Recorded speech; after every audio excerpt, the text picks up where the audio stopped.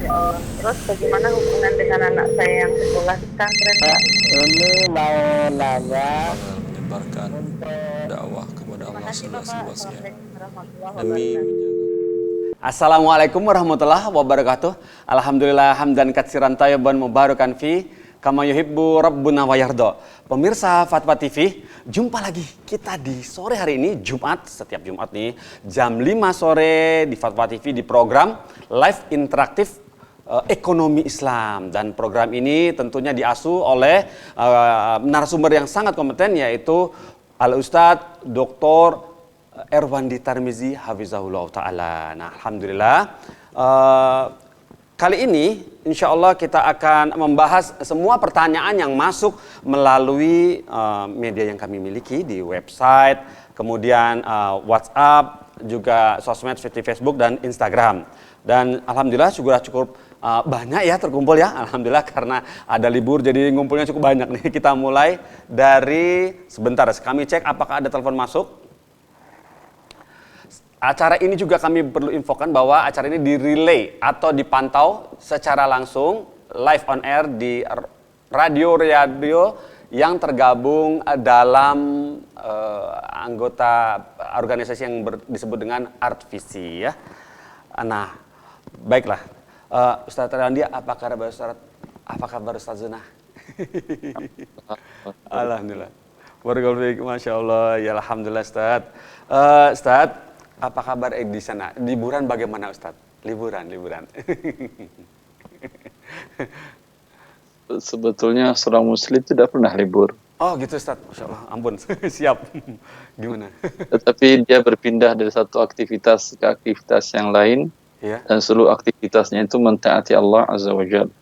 Masya Allah, barakallah. Setiap aktivitas mentaati perintah Azza wa Jal, Allah Azza wa Jal.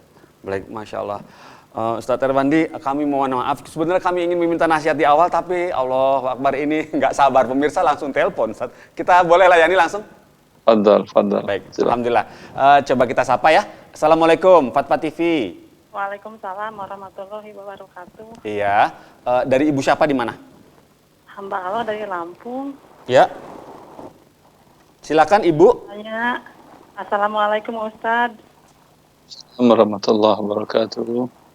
Saya mau tanya Ustadz.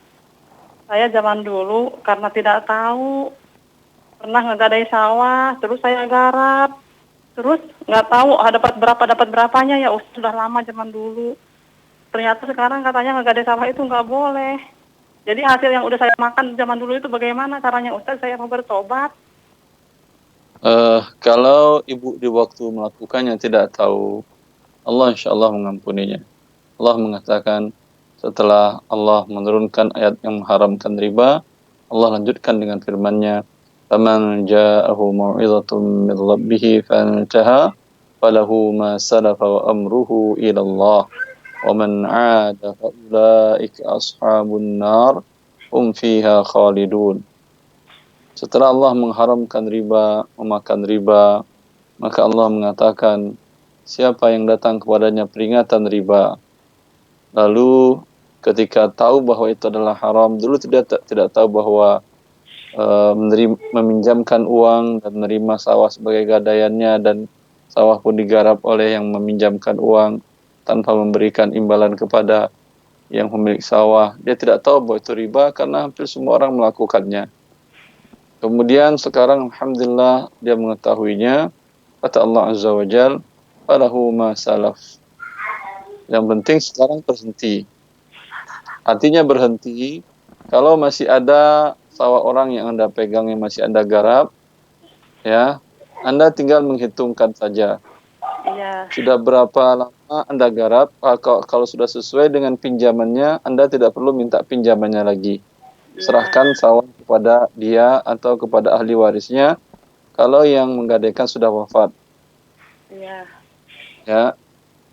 Dan ketika Anda itu bertobat, Allah mengatakan yang telah berlalu itu urusannya kepada Allah.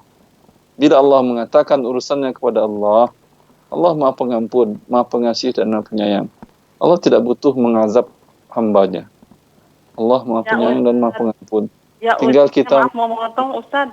Saya zaman dulu 15 tahun yang lalu kayaknya udah meninggal, orangnya ada kayaknya. Terus jumlahnya nggak tahu bagaimana cara mengembalikannya Ustadz. Serahkan aja sawah kepada dia. Gimana Ustadz? Anda yang meminjamkan uang atau minjam uang? Saya yang meminjamkan uang, saya menggarap sawahnya, terus hasilnya saya Ya ambil udah. semua. Karena Sekarang tahu. Ibu, sawahnya sekarang serahkan kepada ahli warisnya. Anak-anaknya ada, serahkan kepada anak-anaknya. Ini sawah orang tua kalian dulu digadaikan, saya sudah lupa. Tapi wallahu alam, kalau terkurang terlebih, mohon kalian maafkan kalau saya umpamanya telah memakainya lebih daripada hutang, umpamanya hutang 10 gram emas atau 20 gram emas. Ya. Dan memakai sawah itu nilainya sudah 25 gram emas umpamanya. Mohon kalian maafkan saya. Mohon ridhokan. Ustadz begini, saya zaman dulu itu cuman menggarap kayaknya 2 tahun. Zaman dulu juga udah dibayar, zaman dulu itu. Jadi zaman dulu juga udah diserahkan ke orangnya. Cuman masa lalu udah terjadi, jadi sekarang ada TV fatwa saya dengar katanya yang menggadai sawah itu haram. Jadi saya zaman dulu kejadiannya, zaman dulu juga udah dikembalikan gitu. Bagaimana? Ya, Ustadz? kalau begitu, tinggal ibu banyak beristighfar kepada Allah dan memperbanyak sedekah. Masya Allah. Dan jangan diulangi kembali berbuat Ya Ustadz, riba iya tersebut. Ustadz, semoga saya dimaafkan sama Allah, diampuni. Allahumma amin. Terima kasih banyak ya Allah. Alhamdulillah ya Allah, semoga Allah mengampuni saya. Terima kasih banyak Ustadz. Allah barik fiik. Semoga Allah mengampuni ibu dan kaum muslimin yang lain yang terlanjur berbuat dosa besar perbuatan riba ini. Amin. Amin. Masya Allah. Barakallahu fikum. Terima kasih Ibu atas teleponnya. Barakallahu fikum Ustaz atas nasihatnya kepada Ibu hamba Allah tadi. Alhamdulillah kita bisa masuk ke pertanyaan pertama nih sambil menunggu telepon yang masuk. Ini dari Binti Nur di Jawa Barat. Binti Nur di Jawa Barat Ustadz. Assalamualaikum Ustadz Irwandi. Saya mau bertanya seperti apa Islam dalam mengatur ekonomi keluarga? Islam dalam mengatur ekonomi keluarga. Pertama yang saya mau tanyakan, apakah istri boleh mengetahui berapa gaji suami? Kedua, apakah suami harus memegang semua uang dan istri hanya boleh mengambil dari dompetnya 10.000, 20.000 ketika pagi-pagi akan belanja ke tukang sayur? Ketiga, bagaimana hukum seorang suami yang berkata, kamu kan sudah saya nafkahi, maka kamu harus bahagiakan saya dong. Sedangkan suami jarang saling membantu pekerjaan istri dengan balitanya yang tanpa pembantu. Lantas, bagaimana hukum suami yang bisa membeli motor, bisa beli PlayStation, tab Android, tetapi istri harus prihatin? Jazakumullah khairan atas nasihatnya, kami sangat menantikan. Oke. Ibu Allah Ta'ala alam ini sepertinya beliau curhat akhi. Sebaiknya ke Ustaz Abu Jabir. Bagaimana Ustaz? Apaan bagaimana Ustaz? Ini ibu ini curhat Iya. tentang keuangan rumah tangganya. Iya. Sebaiknya tanyakan ke Ustaz Abu Jabir saja, Ustaz Syafiq. Oh, Masya Allah. Hai Ustaz, Masya Allah, Barakallahu fiikum Ustaz. Ini coba kita cek ke Abu Jabir ya. Ustaz Sab, semoga pemirsa, Ustaz Irwandi menyarankan Ustaz permasalahan curhat keluarga tentang keuangan, kita tanya ke Ustaz Abu Jabir, yaitu Ustaz Syafiq Reza Basalamah. Ya, baiklah, ini sudah ada penelpon masuk, kita coba sapa. Assalamualaikum warahmatullahi wabarakatuh. Fatwa TV. Ya, assalamualaikum Ustaz. Silakan Ibu. Dari Ibu siapa di mana? Saya Umu Askia di Langsa. Umu Askia di Langsa. Silakan Ibu. Nah, ya Ustaz begini, saya ingin bertanya, mohon solusi Ustaz, ketika pengelola usaha dengan pemodal itu terjadi perselisihan ketika orang ini sepakat untuk memutuskan kerjasama. Pengelola mengatakan hak saya belum cukup, sementara pemodal mengatakan sudah cukup berdasarkan beberapa bukti ketika pengambilan keuntungan dan tertulis Ustaz. Nah, dan ketika pengelola sudah meninggal, terjadi perselisihan pendapat antara pemodal dengan istri almarhum yang mengelola ini. Keuntungan yang lalu sudah berakhir berdasarkan berapa bukti ketika istri dari pengelola ini, dan ketika pemodal berkata belum selesai, itu bagaimana Ustadz? Yang pengelola ada bukti, pemodal juga ada bukti gitu. Oh, wallahu a'lam, Ibu. Dalam kasus seperti ini tentu tidak bisa ditanyakan melalui online. Ini tentu perlu dua-duanya datang kepada, kalau ada pengadilan agama di daerah Anda, datang ke pengadilan agama, karena pengadilan agama juga menyelesaikan perkara dalam transaksi muamalat secara syariah, secara agama Islam. Ya, sehingga dia bisa melihat siapa yang mana yang data otentik atau bagaimana solusi berdamai terbaiknya. Dan dia bisa memaksakan bagi pihak yang menurutnya salah. Atau kalau tidak, kalau di daerah kasus ini terjadi, ada ustadz yang mengerti muamalat, minta kepada dia untuk melakukan arbitrase sesuai dengan syariat Islam. Arbitrase itu berdamai dengan cara yang baik secara Islam. Masya Allah, seperti itu. Bisa dipahami, Ibu? Iya, baik-baik. Jazakallahu khairan Ustaz. Allah barik fiik. Warahmatullahi wabarakatuh. Ya, alhamdulillah. Waalaikumsalam warahmatullahi wabarakatuh. Terima kasih, Ibu, atas teleponnya. Barakallahu fiik. Kita coba bacakan ya, Ustaz, ya, dari pertanyaan berikut nih, dari masuk via website dewanfatwa.com. Dari Tuti Alawiyah, Ustaz, di Sukabumi, Jawa Barat. Mau bertanya, apa hukumnya Ustadz masuk kerja lewat jalur orang dalam? Barakallahu fikum, jazakumullah khairan Ustadz. Allah barik fiik. Masuk kerja jalur orang dalam itu berbagai bentuk. Kalau orang dalam tersebut mengetahui orang ini dengan baik dan menurutnya orang ini cakap dan dia memang punya kemampuan hak untuk menentukan siapa yang diterima. Ya, seperti umpamanya dia adalah ownernya, pemilik perusahaan, atau adalah pemegang kebijakan tertinggi di perusahaan. Tidak ada masalah pakai orang dalam, tapi dengan syarat si orang dalam tidak minta fee, tidak minta uang kepada yang ingin masuk kerja ini. Gitu. Ya.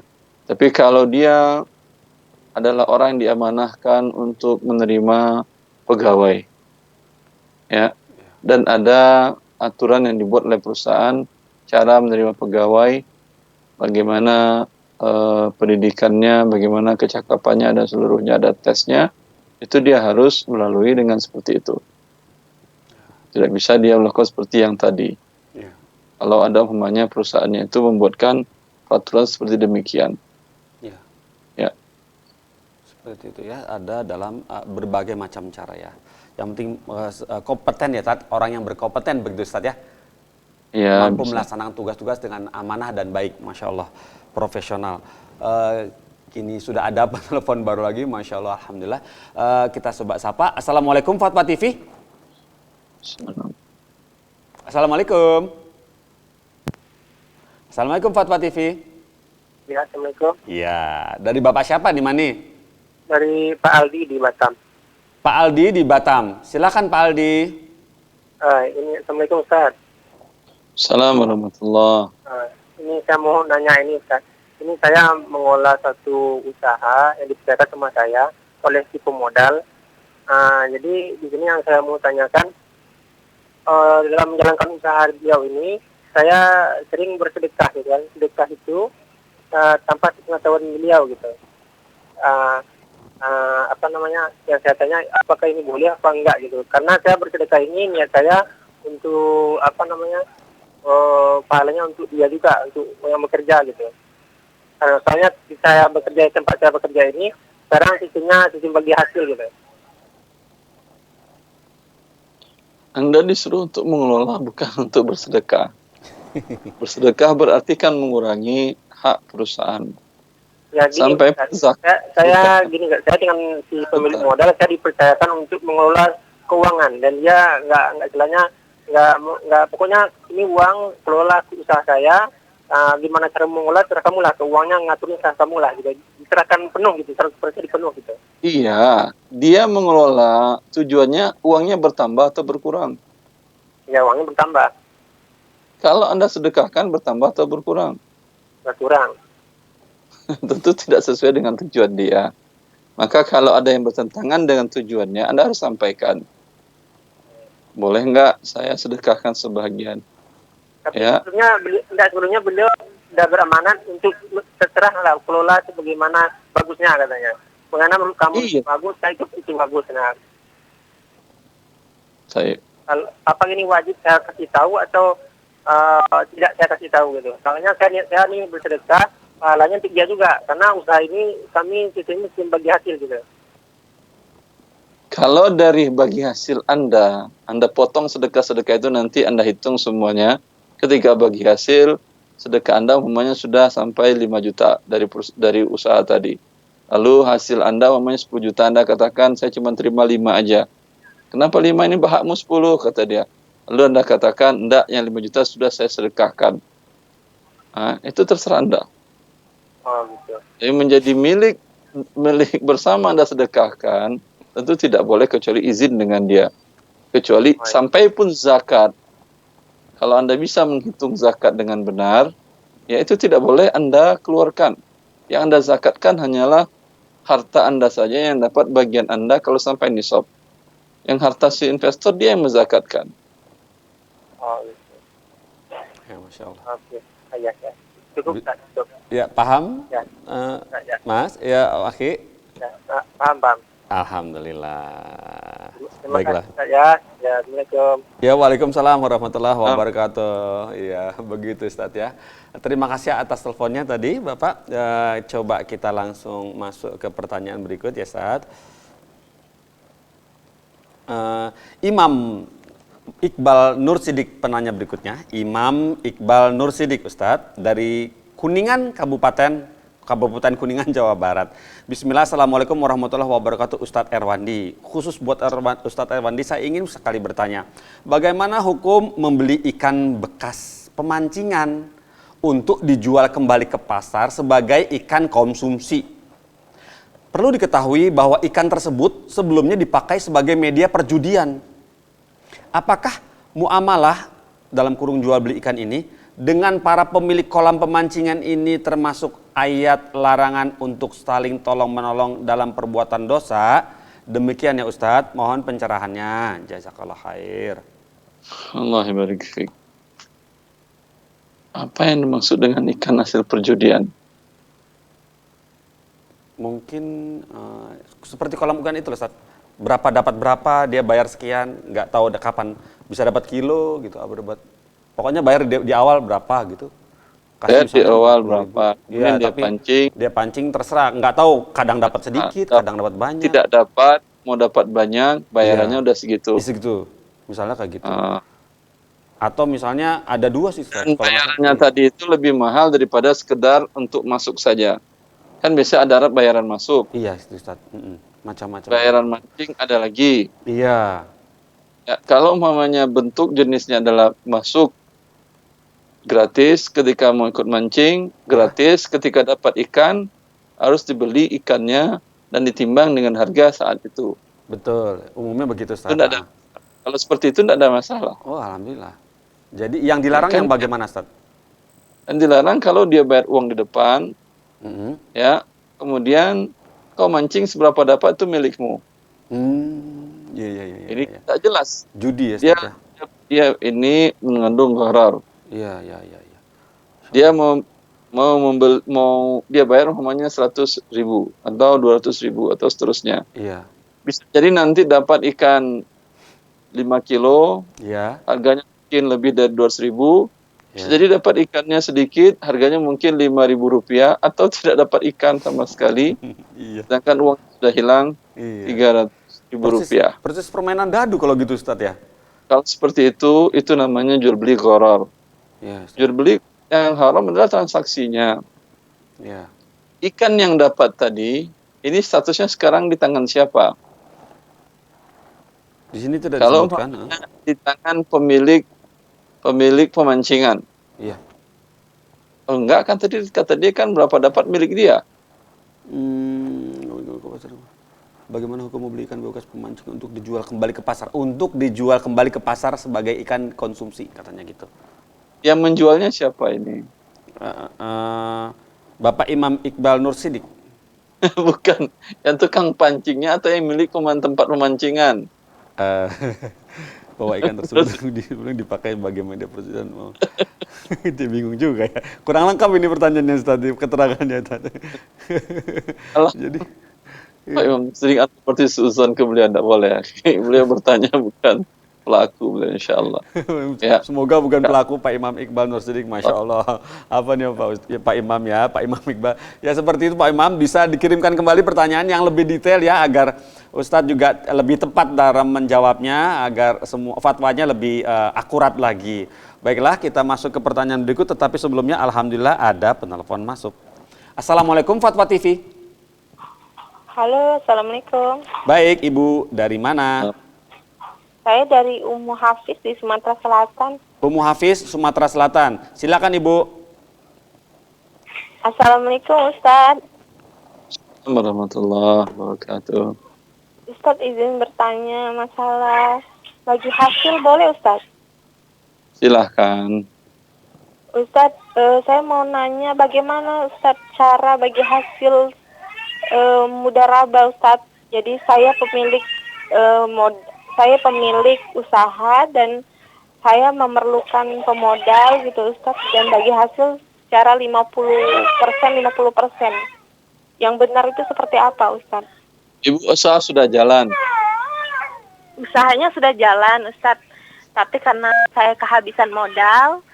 Iya, tambah modal sebentar. Bu, usaha sudah jalan. Betul Ustadz. Sekarang ingin tambahan modal. Iya. Usaha yang jalan sekarang itu nol asetnya atau masih ada asetnya? Asetnya jadi usahanya sebenarnya usaha penginapan seperti itu Ustadz. Jadi memang sudah ada kayak fasilitas sudah lengkap semua Ustadz.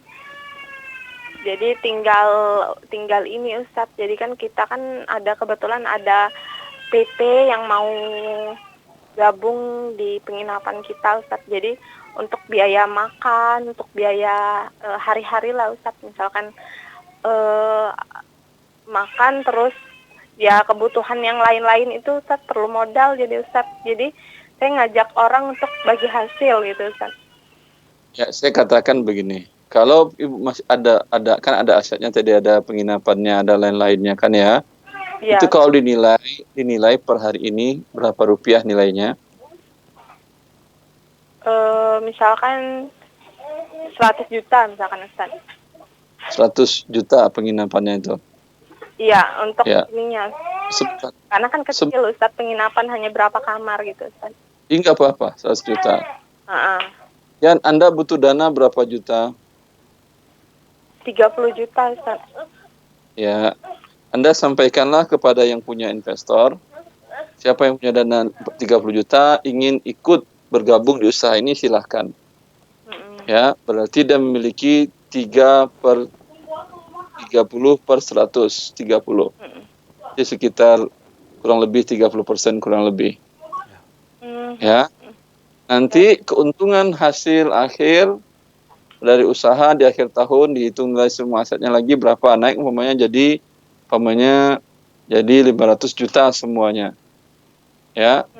Iya, Dapat, berarti nilai asetnya dia naik dari 30 juta menjadi 30% dari 500 juta. Mungkin 100 juta sekian.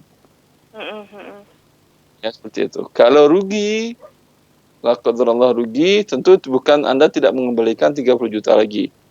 Anda mengembalikan 30% dari aset sekarang berapa nilainya. Oh, seperti itu Ustaz. Paham Ibu? Sudah dapat dipahami? Jadi kalau rugi itu dikembalikan, kalau misalkan rugi Ustaz, jadi dikembalikannya itu sebesar modal yang dikasih Ustaz ya? Kan saya jawab tadi bukan. Modal bukan lagi 30 juta. Dia sekarang memiliki saham bagian dari usaha Anda sebanyak anggaplah 30%. Biar gampang hitungnya ya. Biar gampang hitungnya 30%. Berarti 130, 30. Ya, anggap 30%. Ketika umpamanya rugi, di akhir tahun orang nggak ada nyewa, bioperasional terus keluar, terus kondisi gedung pun nggak terawat karena orang nyewa nggak ada, ya otomatis rugi. Dinilai aset ini sekarang lagi semuanya gedungnya dan segala macamnya, cuma nilainya menjadi tinggal lagi 90 juta. Paham? Iya, ngerti. Anda tidak mengembalikan 30% dari bukan mengembalikan 30 juta Anda. Anda mengembalikan persentase yang sama dari 30 juta dari 130 tadi. Mungkin Anda kembalikan 25 juta atau 24 juta. Seperti itu. Oh, nah Ustaz. Jadi dari aset yang sekarang Ustaz ya, dari misalkan kerugian cuma ya ngerti Ustaz. Ya, alhamdulillah. Alhamdulillah. Baiklah. Jazakallah khair Ustaz ya. Iya, Allah sama-sama barik Ibu. fiik. Terima kasih sudah telepon ke Fatwa TV Umu Hafiz. Baiklah. Ya. Ya, taib. Baiklah pemirsa, masih kita nantikan lagi telepon berikutnya jika ingin bergabung dan bertanya kepada Ustadz Erwandi. Assalamualaikum Ustadz, ini ada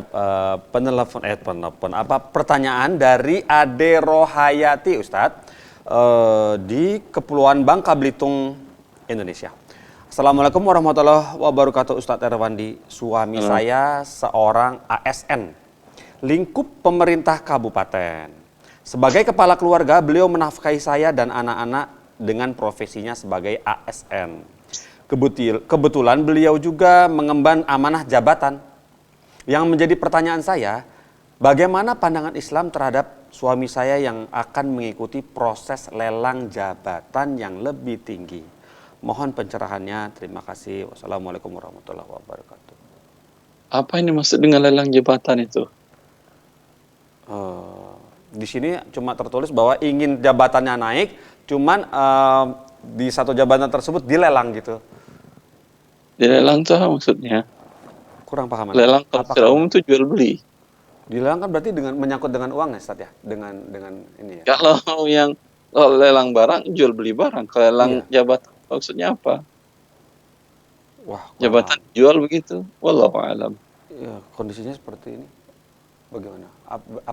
Apakah yang Ustaz Zuna pahami itu apakah jabatan itu ada pelelangan, Ustaz? Saya juga belum paham. Saya pernah mendengar tapi tidak terlalu mengerti mekanismenya seperti apa. Iya begitu ya. Tapi kita skip saja pertanyaan dari Ade Rohayati. Semoga bisa diberikan kepada kami pertanyaan yang lebih lengkap. Baiklah, alhamdulillah. Berikutnya pertanyaan dari Sri Supatmawati. Sri Supatmawati di Sulawesi Selatan, Makassar. Bismillah, Assalamualaikum warahmatullahi wabarakatuh. Ustadz Erwandi, izin bertanya. Di daerah kami ada developer yang menjual perumahan inden tanpa bank, tanpa bunga, tanpa denda, tanpa sita, tanpa DP, dan bisa diwariskan. Jika ingin membeli rumah tersebut, maka calon user harus membayar uang administrasi dan cicilan sesuai ketentuan, di mana cicilan yang sudah dibayarkan tersebut akan menjadi pengurang lamanya waktu angsuran. Contoh, angsuran 10 tahun dikurangi cicilan 1 tahun dibayar di muka menjadi sisa 9 tahun. Nah, yang saya tanyakan, apakah sistem jual beli perumahan tersebut halal atau ini mengandung riba? Mohon pencerahannya ya Ustadz. Wallahu a'lam. Kalau dari sekedar pertanyaan halal, tidak ada masalah. Alhamdulillah. Kalau dari sekedar pertanyaan. Iya. Oh begitu ya. Baik, alhamdulillah.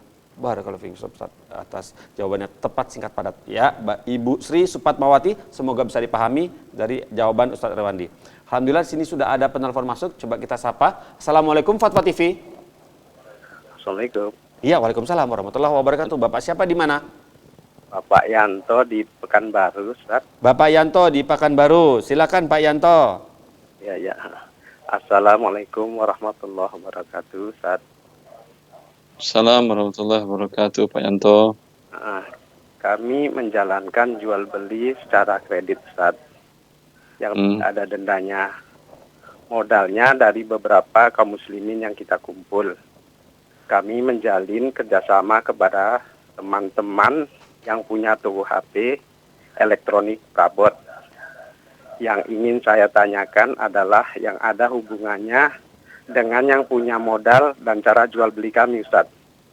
Yang pertama, apakah boleh bagi pengelola mengambil hasil keuntungan dari bagi hasil? Contohnya konsumen sudah ada sekitar 1.000 orang yang sudah melunasi kurang lebih 300 orang. Tetapi modalnya belum kembali semua, Ustadz. Dan yang kedua, bagaimana caranya menghitung jika ada pemilik modal menarik modalnya karena ada kebutuhan yang mendesak, Ustaz. Nah, itu yang berhubungan sama pemilik modal. Yang kedua adalah penjualan kami lakukan seperti ini, Ustaz, sistem jual belinya. Misalnya ada konsumen yang mau kredit handphone. Lalu orang tersebut kita suruh ke toko A, misalnya yang tempat rekanan kita. Di sana orang toko ngasih tahu harga HP cash sekian, kredit sekian. Setelah proses ACC, barang diantar sama orang toko ke kantor kami. Lalu kami melakukan akad jual beli sama konsumen. Cara yang kedua, kami dan konsumen datang ke toko HP tempat rekanan yang sama, tempat kami yang menjalin hubungan, Ustaz. Ditunjukkan kalau kredit harganya per bulannya sekian. Setelah konsumen setuju, langsung kami buat akunnya di toko tersebut dan konsumen membayar angsuran ke kami. Sementara kami belum membayar ke toko, nunggu beberapa hari sampai beberapa unit dan orang toko tidak mempermasalahkan. Nah, ini Ustaz. Kira-kira yang seperti ini bagaimana, Ustaz? Terlambat ada denda atau tidak? Tidak ada, Ustaz. Ya, tidak apa-apa, boleh. Itu Ustaz yang tadi Ustaz, yang konsumennya itu sekitar, ke konsumen kami itu udah sekitar 1.000 orang kan, yang sudah melunasi sekitar kurang lebih 300 orang. Apakah keuntungan ini bisa diambil oleh kami pengelola, sementara kalau dihitung modalnya itu belum cukup semua? Modal sudah kembali atau belum? Belum, Ustaz, tapi sudah sudah hampir Kalau belum kembali modal, berarti belum ada laba. Walaupun nilai apanya itu sudah tinggi, Ustaz, ya. Iya, tapi kan bentuk piutang semuanya. Iya, Ustaz. Ya. Maka tidak ada bagi untung. Iya, Ustaz. Kalau investor membutuhkan dana dan mengambil, berarti modalnya berkurang sebesar yang diambilnya. Iya. Modalnya ketika dia serahkan 500 juta. Iya. Dia butuh dana 50 juta, diambil, sekarang modalnya tinggal 450. Bagaimana Bapak? Bisa paham? Boleh ini lagi, Ustaz, yang apa? Misalnya gini, Ustaz, yang satu lagi cara jual belinya, Ustaz. Misalnya kami ke toko yang tidak ada Ustaz, tidak menjalin hubungan kerjasama. Tapi kita cuma di situ kita langsung bayar langsung unitnya kan, langsung kita transaksi ke konsumen dan artinya nempang tumpat sebelum barang dibawa pulang, itu boleh, Ustaz? Yang penting barangnya Anda beli dengan akad dan Anda terima barangnya kan ya? Iya, saya langsung bayar di situ gitu. Kalau yang nggak menjalin kerjasama. Boleh.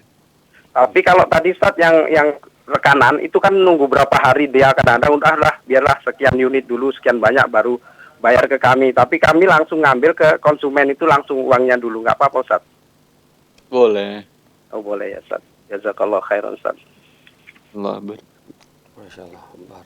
Terima kasih Bapak sudah bertelepon ke Faraspat TV.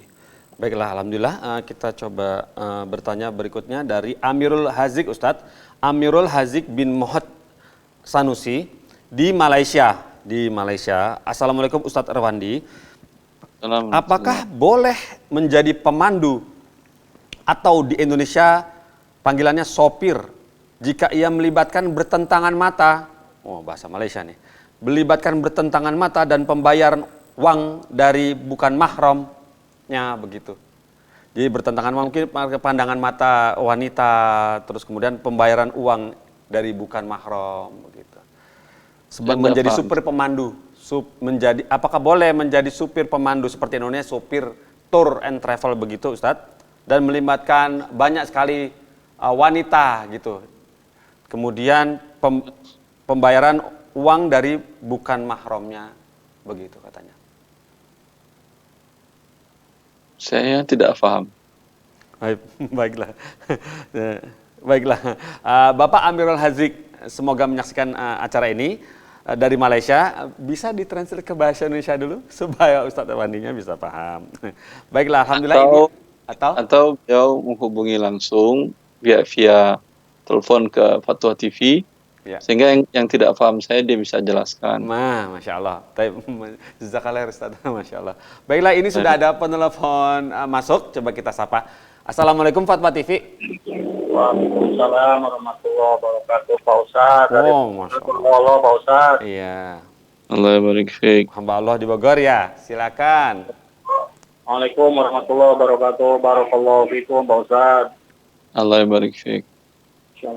Pak Ustadz mau nanya ini, Pak Ustadz, berkenaan dengan anak-anak di pondok, Pak Ustadz. Ini suka memberikan, orang tuanya kadang suka memberikan, terutama ibu-ibunya, Pak Ustadz, suka memberikan sesuatu sama muslimnya. Kalau enggak kalau sekarang ini lagi ada nggak boleh, karena lagi diperketat misalnya protokol kesehatan, jadi nggak boleh masuk ke dalam pesantren, tapi kita suka memberikan uang sip sama satpam, Pak Ustadz. Nah itu kalau tinjauan syariat gimana, Pak Ustadz, dibolehkan apa enggak? Si satpam tadi udah digaji sama pemilik pesantren gitu. Nah itu apa tetap dibolehkan sama kita apa gimana, Pak Ustadz? Kalau enggak, intinya dari kitanya pengennya ngasih gitu, cuman yang boleh yang melanggar syariat gimana, Pak Ustadz? Mungkin itu aja, Pak Ustadz. Termasuk juga termasuk juga masalah di sini kalau masalah sekolahan sama guru-guru. Nah, gimana kalau umpama kita mau ngasih supaya nggak memiliki syariat, gimana, Pak Ustadz? Syukron, jazakallahu khair. Assalamualaikum warahmatullahi wabarakatuh. Waalaikumsalam warahmatullahi wabarakatuh. Yang telah dilakukan tadi memang tidak boleh. Dan ini termasuk dari riswah. Ya. Lalu cara bolehnya bagaimana? Anda tinggal sampaikan kepada pemilik sekolah. Pemilik sekolah pesantren itu yayasan. Sampaikan kepada pembina dan pengurus yayasan bahwa kami ingin memberikan hadiah kepada fulan dan dia adalah pegawai yayasan. Kalau pihak yayasan membolehkan, ya alhamdulillah. Tapi saya kira pihak yayasan itu tidak membolehkan. Karena ini berdampak kepada kecemburuan sesama para pegawai di pesantren tadi. Ya. Satu dapat hadiah, yang satu tidak. Oh Ya. iya betul. Itu akan merusak sesama para pegawainya. Iya. Masya Allah. Barakallahu fikum. Bapak hamba Allah di Bogor. Masya Allah. Sudah dijawab ya sama Ustadz Erwandi. Semoga bisa dipahami. Baiklah, berikutnya sudah ada penelpon masuk. Coba kita kondisikan. Apakah bisa langsung ditransfer ke Ustadz Erwandi suaranya? Baik. Assalamualaikum Fatwa TV. Assalamualaikum Fatwa TV. Ya, assalamualaikum. Waalaikumsalam. Ya, Bapak siapa di mana ini? Siswanto Bapak Siswanto di mana? di Bogor. Siap. Silakan Pak Siswanto. Di Bogor, Pak. Pak Siswanto, volume televisinya mohon dikecilkan. Volume televisi dikecilkan. Jadi berbicara dengan Ustadz melalui Ya, telepon saja ya. Assalamualaikum warahmatullahi wabarakatuh. Assalamualaikum warahmatullahi wabarakatuh. Ini saya mau menanyakan, kan jualan pulsa, kan ada yang bayar per 2 pekan sama 1 bulan. Ya, lanjut. Yang saya udah tentuin harganya, kalau yang 2 pekan itu banyak 10, 13, kalau yang sebulan sama 13, kalau yang 50 itu 2 pekan 53, kalau yang sebulan 54. Gimana itu, Ustaz? Dari awal sudah jelas harganya dan pembayarannya kapan, sudah jelas. Iya. Kalau sudah jelas boleh, tidak ada masalah. Ya, Ya. Ustaz. Bagaimana? Bisa paham? Sudah paham? Berarti nggak apa-apa Ustaz ya? Ya, tidak apa-apa. Ya. Ya. Cukup Bapak? Syukuran Ustaz. Ya, Afwan. Terima kasih sudah telepon ke Fatwa TV. Masya Allah. Alhamdulillah. Coba kita kondisikan ini pertanyaan berikutnya dari website Ustadz. Dari Ari Wibowo Ustadz, di Jawa Tengah, Kabupaten Demak. Assalamualaikum Ustadz Irfandi. Saya mau bertanya. Saya berdagang kebutuhan atap dari baja ringan. Dengan persediaan barang dagangan saya adalah ukuran panjang standar. Saya diberikan kepercayaan oleh pabrik untuk mengambil barangnya terlebih dahulu dan bayarnya diberikan tenggang 30 hari kemudian. Pada awal-awalnya saya pembelian secara tunai. Pada awal-awal pembelian saya secara tunai. Di beberapa hal harus melayani konsumen yang memerlukan panjang khusus sesuai kebutuhannya atau jenis barang yang saya tidak menyediakannya. Nah, pertanyaannya, bolehkah saya meminta tanda jadi atas kebutuhan konsumen tersebut kepada calon pembeli? Jazakallah khair. Wallahu a'lam. Kalau di pabrik yang dibutuhkan juga tidak ada, butuh dibuat terlebih dahulu, boleh. Ya. Ya, mereka akan buat dahulu pabriknya dengan sesuai pesanan tadi, itu boleh. Tapi kalau di pabrik sudah ada produknya, ya, maka Anda tidak boleh menjualkan sebelum Anda beli dari pabrik dan Anda terima. Ketika Anda terima barangnya, baru boleh Anda jualkan. Oh, gitu. Dan tanda jadi tentu tidak boleh, karena barang belum di tangan Anda. Oh, nggak boleh DP. Ya. Iya. Seperti itu ya, Masya Allah. Bapak Ari Wibowo, semoga menyaksikan Paling acara ini. yang boleh Anda ambil adalah serahkan kepada saya 30% dari nilai perkiraan dana yang ini saya pegang. Ya, fungsinya kalau ini bukan DP, ini dinamakan dengan hamish jadiah. Kalau Anda jadi beli, dikonversi menjadi DP. Kalau Anda tidak jadi beli, ini 30% dari harga yang sesungguhnya, ini saya pegang dahulu sampai produk ini laku. Kalau laku dengan saya tidak rugi. Dibeli umpamanya oleh dia ke pabrik dengan harga 30 juta. Dan terjual oleh dia juga dengan harga 31 atau 32 untung. Maka uang tadi yang 30% yang 10 juta dikembalikan. Oh. Tapi kalau rugi dia menjualnya karena ini barangnya tentu tidak umum. Tidak umum tentu yang pesan tidak banyak. Iya. Ya. Iya, Ustaz. Akhirnya karena daripada menjadi stok yang tidak laku terlalu lama, dia jual dengan harga di bawah 30 juta. Namanya terjual dengan 25. Dia potong yang uang yang didepositkan 10 juta tadi, dia potong 5 juta, diserahkan 5 juta kepada Anda. Kalau seperti itu boleh. Begitu ya, Masya Allah. Baiklah ya, Masya Allah. Barakallahu fiikum Ustaz atas pencerahannya. Semoga dapat dipahami oleh penanya namanya Ari Wibowo di Demak, Jawa Tengah. Berikutnya Ustaz, ini pertanyaan dari Bapak Hadi di Lampung, Bandar Lampung, Indonesia. Assalamualaikum Ustadz Irfandi, keluarga saya pinjam emas 10 gram. Waktu itu dijual harga 1 gramnya 600.000. Nah, sekarang mau mengembalikan dengan cara dicicil. Setiap bulannya Rp 1 juta sampai 6 kali cicil. Kedua belah pihak menyetujuinya. Lantas apakah hubungan sesuai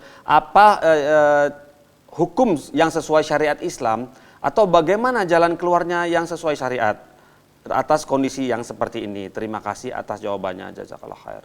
Seharusnya Anda membayar 10 gram. Harganya menjadi 10 juta kah, 12 juta kah, atau 9 juta kah, Yang penting Anda terima 10 gram, bayar 10 gram. Iya. Tetapi kalau yang punya emas mau dengan harga 6 juta rupiah, berarti cuma dapat 6 gram, berarti dia bersedekah dengan 4 gram atau 4 juta rupiah. Oh begitu ya, Masya Allah. Masya Allah, barakallahu fikum. Jadi dibayar dalam bentuk emas lagi ya Ustadz ya? Iya, kalau dipinjamkan emas tentu dibayarkan emas. Jangan uang gitu ya? Kalau dibayarkan uang dengan kurs emas saat dia membayar. Oh iya, jadi Dia pinjam kurs emasnya dengan harga 600.000 per gram. ya, ya. Sekarang kalau dia ingin bayar dengan rupiah, kurs emas sekarang umpamanya berkisar 1 juta rupiah kurang lebih per gramnya. Iya, betul. Dia bayarkanlah dengan 10 juta. Iya. Kalau dia ingin mencicil, cicil 1 juta berarti 1 gram, 1 gram, 1 gram sampai selesai 10 gram tergantung. Kalau dicicil sekarang umpamanya 960. Berarti 1 gram 960 dia cicil. Bulan depan dia cicil lagi 1 gram, harga per gramnya umpamanya 1 juta, dia bayar 1 juta 1 gram. Iya. Bulan depan per gramnya umpamanya 1.100.000, dia bayar 1.100.000. Bulan depan, alhamdulillah umpamanya emas turun, walaupun yang terjadi menjadi 900 Iya. gram. Dia bayarlah 900 per gram sampai selesai 10 gram. Iya. Seperti itu, Masya Allah. Barakallahu fikum Ustadz, seperti itu pemecahannya ya. Semoga dapat dipahami. Alhamdulillah. Ini sudah ada penelpon masuk. Coba kita sapa. Assalamualaikum Fatwa TV. Waalaikumsalam warahmatullahi. Iya, Ibu siapa di mana? Hamba Allah di Kalimantan. Hamba Allah di Kalimantan. Silakan. Gini Ustadz, Assalamualaikum warahmatullahi Ustadz. Assalamualaikum warahmatullahi wabarakatuh. Saya mau bertanya, di tempat saya ada sebuah koperasi simpan pinjam yang katanya sih syariah. Seperti ini, koperasi tersebut misalnya begini, ada seseorang mau meminjam uang, dia butuh uang, pinjam uang ke koperasi, tetapi koperasi tersebut tidak bisa memberi dalam bentuk uang. Lanjut. Kemudian koperasi tersebut hanya meminjamkan dalam bentuk barang. Misalnya seorang tersebut mau butuh uangnya 10 juta. Jadi koperasi membelikan sebuah barang senilai 10 juta. Kemudian itu nilai uangnya tadi 10 juta ya, untuk nilai barang tersebut 10 juta. Tetapi untuk pembayaran di atas 10 juta. Dengan cara dicicil ya, misalnya dapatnya sepeda motor, misalnya sepeda motor harganya 10 juta misalnya ya. Kemudian untuk pengembaliannya itu jadi 12 juta dan dicicil gitu. Untuk akad seperti ini halal apa tidak? Kemudian Dia kan terus motor, ini belum selesai kasusnya Ibu. Dia kan butuh uang, bukan butuh motor. Dia ini koperasi ini memang membingungkan sih menurut saya. Dia ya seperti yang saya ceritakan itu, dia seseorang yang butuh uang gitu kan, dia koperasi nggak meminjamkan uang tapi meminjamkan barang gitu. Dan sebenarnya koperasi itu jual barang atau meminjamkan barang? Gini ya, koperasinya itu bingung ya. Katanya sih sesuai syariat, tapi gini, koperasinya itu dia tidak memiliki barang juga. Jadi ketika ada seseorang mau minjam uang ya tadi, atau minjam uang atau barang pun mereka tidak memiliki barang. Orang butuh uang atau butuh barang? Butuh uang. Saya punya teman pun sepeda motor. Butuh uang. Enggak. Kemudian koperasi memberi dia sepeda motor. Iya, benar. Kalau sepeda motor atau apa semisal senilai uang yang dibutuhkan oleh yang pasien seorang yang mau pinjam. Dan dia sebenarnya orang tersebut itu butuh banget uang untuk berobat, untuk masukin anaknya sekolah, pokoknya kebutuhan yang urgent gitu. Tapi koperasi nggak bisa minjamin, bisanya hanya minjamin sebuah barang gitu. Kayak jual barang, tapi dia juga nggak punya barang. Koperasi itu tidak memiliki barang. Misalnya saya mau tolong koperasi belikan aku sebuah sepeda motor. Ketika udah terjadi akad, nggak tahu sih, wallahualam, karena aku nggak pernah ikut di situ, tapi aku pernah nabung di situ dan mereka ceritakan seperti itu. Jadi bingung juga ini halal apa haram seperti itu. Ya, kalau ibu ragu jangan nabung di situ. Tapi untuk yang minjam halal nggak Ustadz itu? Misalnya kayak seperti tadi, seseorang yang sangat membutuhkan uang, zaman sekarang ini kan susah nyari peminjam yang saya sering minjamkan uang, tapi ihwan itu susah untuk jujur gitu, untuk mengembalikan uang itu susah banget gitu. Jadi akhirnya melalui koperasi. Kalau melalui koperasi itu kan ada lembaga, jadi mereka ada yang nagih, ada yang apa. Jadi kalau cuman perorangan itu susah sekarang itu kan. Jadinya kalau lewat ini koperasi itu boleh nggak, tapi koperasi itu nggak punya barang. Wallahu ta'ala alam. Ibu, deskripsinya, penjelasannya tidak terlalu jelas. Khawatir nanti saya memberikan justifikasi atau hukum dan memudaratkan bagi pihak yang bersangkutan. Sebaiknya dia aja yang menanyakan langsung Ibu ya.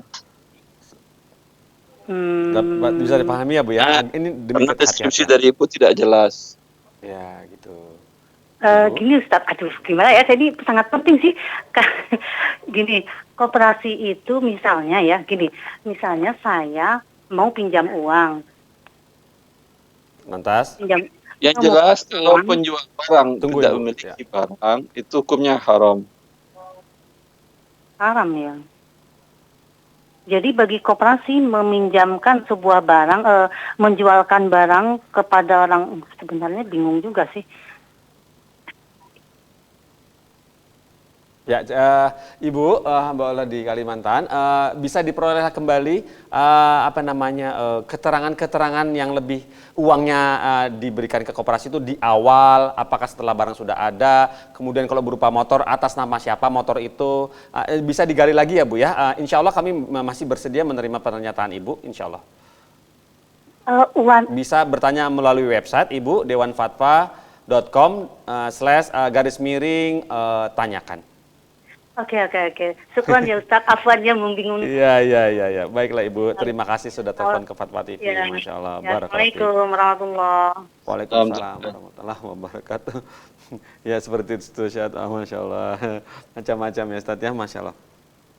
Baik, coba kita lihat. Oh Masya Allah, ini ada sedikit pertanyaan Ustaz. Kita masih memiliki waktu berapa menit teman-teman? Oh, 5 menit ya. Baiklah, ini ada telepon masuk, coba kita sapa. Assalamualaikum Fatwa TV. Putus ini Ustadz, semoga masih cukup waktunya, 4 menit ya.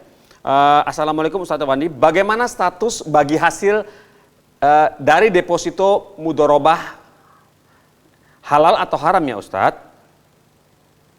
Deposito mudorobah di mana? Nah, ini nggak dijelaskan Ustadz, cuma begitu aja. Harus ada jelas ya. Kalau misalnya bank syariah, bagaimana Ustaz? Ya, kalau di bank syariah, yang dinamakan dengan mudharabah, si investor atau si penabung ya menyerahkan dananya kepada bank. Lalu bank sebagai pengelola memutar dalam bentuk usaha jual beli. Ya. Keuntungan dibagi, kerugian ditanggung 100% oleh investor. Biasanya ketika seorang nasabah membuka rekening deposito mudharabah, itu tidak ada klausa di dalam syarat dan ketentuan di formulir bahwasanya si investor akan menanggung kerugian yang bisa jadi berakibat kepada berkurang dana yang distorkannya ke pihak bank syariah tadi. Andai umpamanya dia menyetorkan 1 miliar. Qadarullah, dalam rentang tahun atau bulan atau waktu investasi tadi terjadi kerugian. Ya, yang namanya kerugian kan tidak ada orang bisa menutup. Real, berapa bank syariah pernah terjadi kerugian, tidak perlu kita sebutkan contohnya. Harusnya ketika terjadi kerugian, ya, itu dana nasabah investor para mudharib itu berkurang sesuai dengan persentase mereka. Kalau dana keseluruhan bank itu, dana bank dan dana investor, nilai umpamanya 10 triliun. Rugi umpamanya 1 triliun karena perusahaan penerbangan tadi pilot segala macam, bagaimana beberapa kasus beberapa tahun yang lalu, kerugian 1 miliar. Berarti kan kerugian 10%. Kerugian 10% ini ditanggung oleh semua investor.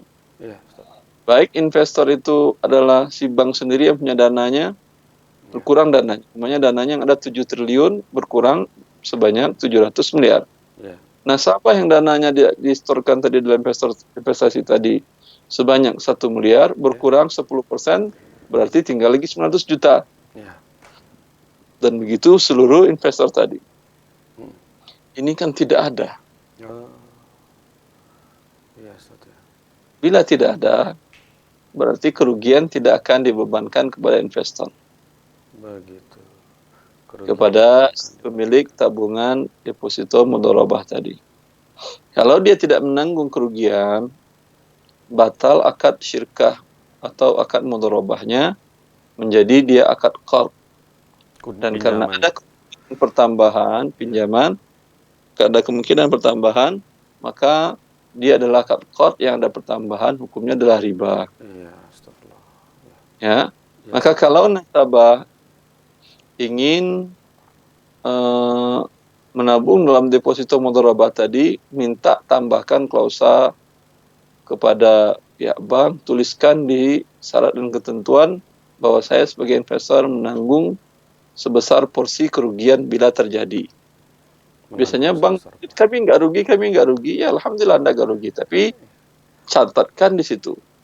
Karena bila dicatatkan, berarti investor tidak akan menanggung kerugian, si nasabah tidak menanggung kerugian, berarti akadnya menjadi riba. Baik, Masya Allah. Barakallahu fikum Ustaz atas jawabannya. Semoga bisa dipahami oleh penanya. Ustaz, kita sudah tuntas Ustaz, alhamdulillah acara ini.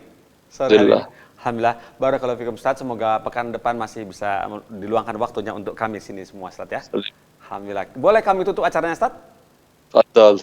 Baiklah, pemirsa Fatwa TV, alhamdulillah tuntas sudah sore hari ini. Semoga kita dipertemukan Allah lagi di pekan depan. Kita tutup dengan kafaratul majelis. Subhanakallahumma wa bihamdika asyhadu an la ilaha illa anta astaghfiruka wa atubu ilaika. Wassalamualaikum warahmatullahi wabarakatuh. Terus bagaimana hubungan dengan anak saya yang sekolah di pesantren? Ini mau nanya menyebarkan dakwah kepada Allah seluas-luasnya Assalamualaikum warahmatullahi demi wabarakatuh.